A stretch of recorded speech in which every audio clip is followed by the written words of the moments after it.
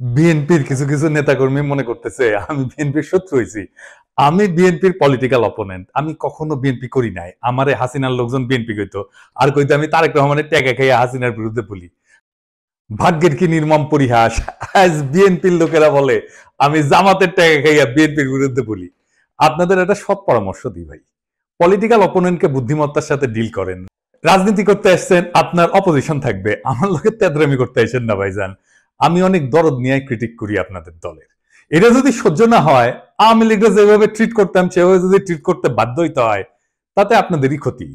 আপনাদের যে ফাজলামি দেখি তাতে আমার কোনো বাল ছেড়া যাবে না, আপনার বাল ছেড়ার ক্ষমতাও নাই। যাই হোক, অনেকে বলে বিএনপির পিছে কেন লাগিছি, উত্তরটা আগে বলছি, আর একটু খুলে বলি। এটা রাজনৈতিক, দার্শনিক, ভূ রাজনৈতিক বিষয় আছে এটার সাথে। আসেন না এটা আমরা খুঁজে দেখি। কয়টা প্রশ্ন করি, দেখি এই প্রশ্নগুলো আপনাদের মনে আসছে কিনা কখনো। বাংলাদেশে মুজিবকে কেন স্বৈরশাসক হইয়া উঠতে হয়েছিল? অত্যন্ত জনপ্রিয় নেতা ছিল কিন্তু মুজিব, তারপরেও স্বৈরশাসক হইয়া উঠতে হয়েছিল কেন? জিয়াকে কেন মরতে হইল? সামরিক ব্যাকগ্রাউন্ড থেকে আসা পরেও কেন জিয়াকে স্বৈরশাসক হইতে হয় নাই? কেন জিয়াকে মাইরা ক্ষমতায় এরশাদকে বসাইতে হয়েছিল? কেন এরশাদকে স্বৈরশাসক হইতে হয়েছে? কেন হাসিনাকে ফ্যাসিবাদ কায়েম করতে হয়? এই প্রশ্নগুলো পরিষ্কার উত্তর না পেলে আপনি কখনোই বুঝবেন না বাংলাদেশের সামনে বিপদগুলো কি কি। আপনি বুঝবেন না বিএনপি যায় না হোক আর না যায় না হোক, দেশকে কোন গাড্ডায় নিয়ে যাইতেছে, এবং কেন বিএনপির বিরোধিতা করাটা আপনার জন্য ফরজা কিফায়া। এইটা পরিষ্কারভাবে বোঝার জন্য আপনাদের বাংলাদেশ নিয়ে ইন্ডিয়ার কুরকুরানিটা কেন সেটা বুঝতে হবে। তা না হলে রাজনীতির কোনো হিসাব আপনি মিলাইতে পারবেন না, আর বারবার আপনি এইরকম স্বৈর শাসনের ফ্যাসিবাদের কবলে পড়বেন। আসেন আল্লাহর নামে শুরু করি। আপনি যদি ভারতকে প্রশ্ন করেন আজকের দিনে তার সবচেয়ে ঝুঁকিপূর্ণ সীমান্ত কোনটা, কে তার সবচেয়ে কৌশলগতভাবে গুরুত্বপূর্ণ প্রতিবেশী, পাকিস্তান কিন্তু না, উত্তরটা হইল বাংলাদেশ। বাংলাদেশ কেন ভারতের একটা জীবন্ত দুশ্চিন্তা, সেটা বুঝতে হলে আপনাকে দুইটা জিনিস একসাথে দেখতে হবে। প্রথমত, ভারতের কাছে বাংলাদেশের সবচেয়ে বড় সমস্যা হলো তার ধর্ম, ডেমোগ্রাফি। বাংলাদেশ মুসলমান সংখ্যাগরিষ্ঠ দেশ, এটা তো জানা কথা, কিন্তু আশ্চর্যের ব্যাপার হইল ভারতের পূর্বাঞ্চল একসময় মুসলিম মেজরিটি ছিল। আসাম থেকে শুরু করে নাগাল্যান্ড পর্যন্ত পুরানো ক্যাবিনেট মিশন প্ল্যানে পূর্ব ভারত বরাবর মুসলিম সংখ্যাগরিষ্ঠ অঞ্চল হিসেবে বিবেচিত হয়েছিল। ক্যাবিনেট মিশন প্ল্যান কি? আসেন এটা একটু খুঁজে দেখি। ক্যাবিনেট মিশন প্ল্যান হচ্ছে 1946 সালে ব্রিটিশ সরকার প্রস্তাবিত একটা সাংবিধানিক পরিকল্পনা, যা ভারত উপমহাদেশের রাজনৈতিক ভবিষ্যৎ নির্ধারণের জন্য গৃহীত হয়। এই পরিকল্পনার মূল উদ্দেশ্য ছিল ভারতকে একটা ফেডারেল কাঠামোর অধীনে ঐক্যবদ্ধ রাখা, যেখানে প্রদেশগুলা ধর্মীয় সংখ্যাগরিষ্ঠতার ভিত্তিতে তিনটা গ্রুপে বিভক্ত করা হয়েছিল। গ্রুপে ছিল হিন্দু সংখ্যাগরিষ্ঠ প্রদেশগুলা, যেমন ধরেন মাদ্রাজ, বোম্বে, ইউনাইটেড প্রভিন্স, মানে বর্তমানে যেটা উত্তরপ্রদেশ, বিহার, সেন্ট্রাল প্রভিন্স ইত্যাদি। দুই নম্বর গ্রুপ হচ্ছে মুসলিম সংখ্যাগরিষ্ঠ পশ্চিমাঞ্চলীয় প্রদেশসমূহ, যেটা নিয়ে আসলে পশ্চিম পাকিস্তান হয়েছে, যেমন পাঞ্জাব, সিন্ধ, বেলুচিস্তান, উত্তর পশ্চিম সীমান্ত প্রদেশ ইত্যাদি। আর তিন নম্বর গ্রুপ হচ্ছে যেটা বাংলাদেশ হয়েছে আজকে, মুসলিম সংখ্যাগরিষ্ঠ পূর্বাঞ্চলীয় দেশ, যেমন বাংলা, আসাম। আসামের মধ্যে হাতছাড়া হয়ে গেছে। ম্যাপে যে সাদা সাদা অংশগুলো দেখতেছেন না, ওইগুলো বলা হইতো প্রিন্সলি স্টেট, মানে রাজা ছিল, এটা দেখায় দেন সেই রাজ্যগুলোতে সবগুলো কিন্তু ইন্ডিয়া পরে খাইয়ে ফেলেছে। আজকের দিনেও পশ্চিমবঙ্গে সরকার হিসেবে 27% মুসলমান জনগোষ্ঠী, আসামে সেটা 34%-এরও বেশি। বিজেপির রাজনীতিতে যে এনআরসি দেখেন না, তারপরে সিএ দেখেন, এগুলো মূলত বাংলাদেশের মুসলিমদের নিয়ে। মুখে বলা হয় পাকিস্তানি বা আফগানদের কথা, কিন্তু ভিতরে ভিতরে ভয়টা হইলো বাংলাদেশের 17 কোটি মুসলমানদের কয়েক শতাংশ যদি চলাচল শুরু করে বর্ডার ক্রস করে, তাহলে গোটা অঞ্চলটার ডেমোগ্রাফি বদলায় যাবে। এই ভয় থেকে সিএ, এনআরসি আসামে শুরু হয়, পরে ছড়ায় পরে গোটা ভারতে। সে মনে করে বাংলাদেশের মুসলমানরা ভারতে ঢুকে এই অঞ্চলগুলোকে যদি মুসলমান প্রধান বানায় ফেলে, তাহলে তো সেই রাজ্যগুলোকে রাখতে পারবে না তারা। তো এই ডট থেকে ভারত কি করে, সে 4000 কিলোমিটার এক কাঁটাতারের বেড়া বানায়। এটা পৃথিবীর সবচেয়ে দীর্ঘ সীমান্ত বেষ্টনী, এবং এইটারে সে দুনিয়ার সবচেয়ে সহিংস বর্ডার বানাইছে। প্রত্যেক মাসে 2-3 জন বাংলাদেশি নিহত হয়। ভারতীয়রা গরু খায় না, বাংলাদেশিরা গরু ভালোবাসে, এই গরু বাণিজ্যেই ঝরে প্রাণ। ঘটনা হচ্ছে এই গুলিতে ইন্ডিয়ার কোন নাগরিক আজ পর্যন্ত সীমান্তে মারা যায় না।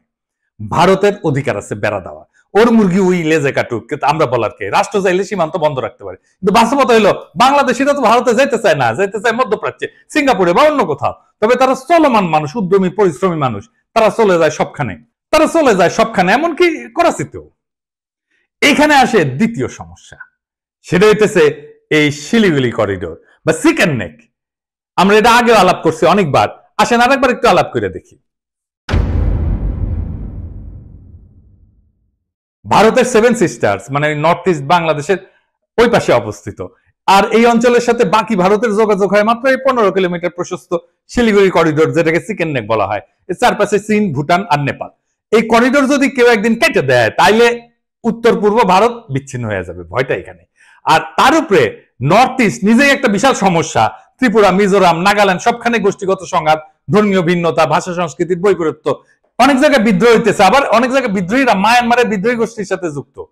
তাহলে ভারত ওইখানে যুদ্ধ বাঁধলে ট্যাঙ্ক পাঠাবে কিভাবে, সেনা পাঠাবে কিভাবে, ভারী অস্ত্রশস্ত্র পাঠাবে কিভাবে?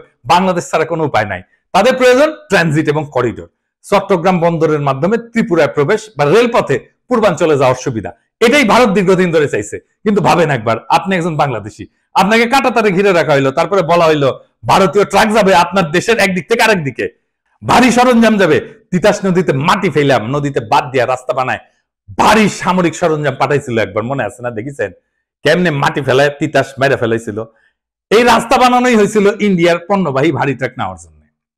তো এই যে সিস্টেম, এটাকে রাজনৈতিক ভাবে বিক্রি করা অসম্ভব, মানে বাংলাদেশের মানুষ তো মানবে না। তাই দরকার একটা গণবিরোধী ভারত বান্ধব সরকার, যারা এই চুক্তিগুলো চুপচাপ করে ফেলবে এবং জনগণ কিছু জানাবে না। এই হইলে পুরা কাহিনী। ভারত কেন বারবার বলে বাংলাদেশ আমাদের সবচেয়ে গুরুত্বপূর্ণ মিত্র? কারণ কৌশলগত দিক দিয়া বাংলাদেশ ছাড়া ভারতের নর্থ ইস্ট অচল। কিন্তু ধর্মীয় দৃষ্টিভঙ্গিতে ভারত মুসলমান পছন্দ করে না, তাই কাঁটাতারে বেড়া দিছে। আবার কাঁটাতার দিয়ে ঘিরে দিলে তার সেভেন সিস্টার্স অরক্ষিত হয়ে পড়ে। এই এক শাখের করাত, যাইতেও কাটে আসতেও কাটে।